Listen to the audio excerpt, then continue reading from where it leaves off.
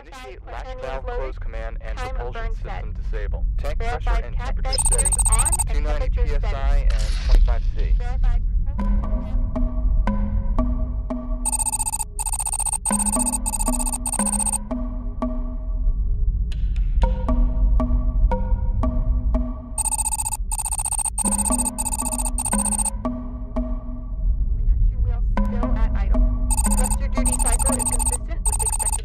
Copy all. Calculate total burn duration. Estimated burn duration is 17 thruster seconds. Copy. I heard about the potential collision on Thursday evening. I thought, oh, that's odd.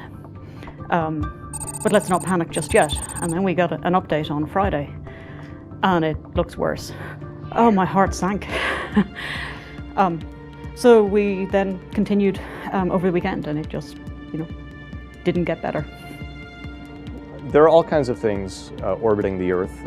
Obviously the active spacecraft that we're still using, but also expired spacecraft, many of them still on orbit. And then there are old parts, and then real debris down to flecks of paint. If you see a piece of debris far enough in advance, you can decide to alter your orbit to make sure that your orbit and its orbit don't intersect, that there isn't a collision.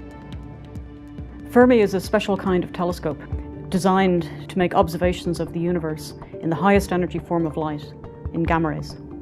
Fermi sees gamma rays from supermassive black holes, gamma rays from the remnants of stars that have exploded at the end of their life. But we also see gamma rays from flares from the sun. We get a very different picture, and thus a much deeper understanding of what you're looking at. Late March of 2012, we got a call from the Department of Defense. There was a defunct Russian satellite in an orbit that would intersect Fermi's orbit in about a week. It isn't that they knew they were going to hit, it was that they didn't know that they weren't going to hit.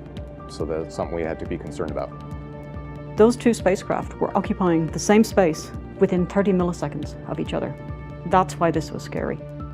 These are objects several tons each, as wide as a small airplane, traveling 20 times faster than a bullet. The Fermi mission would be over. The spacecraft almost certainly would not survive that. The basics of the collision avoidance maneuver is we just use our thrusters to alter our orbit a slight amount, just to provide a little bit of separation between ourselves and the other piece of space debris.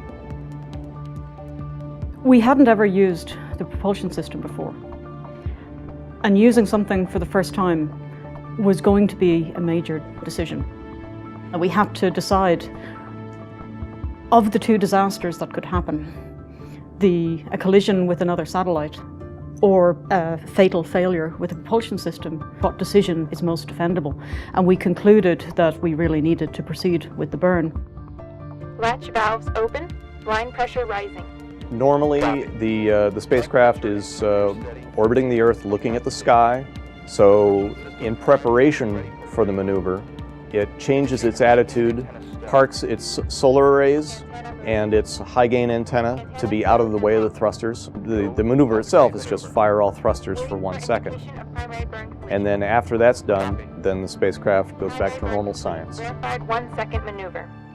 Copy. Maneuver complete. It was a huge relief, a huge weight off my chest.